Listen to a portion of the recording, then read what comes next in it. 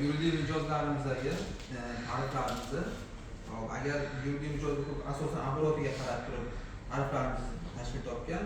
Agar eksklyuziv tarifimizni ko'radigan bo'lsak, 15 milliongacha bo'ladigan bo'lsa 0.5% komissiya, agar 15 milliondan 30 milliongacha bo'ladigan bo'lsa 0.3% komissiya, 0.2% komissiya bo'ladi. Bu faqat chiqaradigan puldan tashkil topgan. Agar mijozda oboroti bir oylik oboroti yuqoriroq bo'ladigan bo'lsa, masalan 300 milliondan oshadigan bo'lsa 0.2% hamma komissiya 0.2% tashkil beramiz.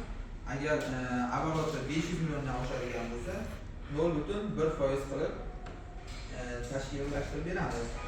Keyin agar u mijozni masalan valyuta operatsiyalarini amalga oshiradigan bo'lsa, unda valyuta operatsiyalari bo'yicha komissiyamiz Swift xarajatlari uchun 200 ming so'm, keyin chiqaradigan puldan komissiyasi 0.15% tashkil etadi va oradagi korrespondent xarajatlarini tashkil topgan.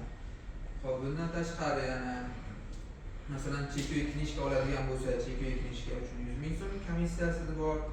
Yo bo'lmasa agar masalan plastik kartochkalar ochtiradigan bo'lsa, agar o'zini ishchilarga ochtiradigan bo'lsa, bu komissiyasi yo'q, tekin ochib beramiz. Plastik kartochkaga pul o'tkazishlarga oylik ish haqi bo'ladigan bo'lsa, unda komissiya yo'q. Agar 23+20 lik tranzit hisob raqamiga masalan moliyaviy yordam va boshqa shunga o'xshagan narsalar uchun o'tkaziladigan bo'lsa, unda 0.2% komissiya olinadi. Korporativ karta bilan bog'liq operatsiyalarniki 0.4% tashkil etadi.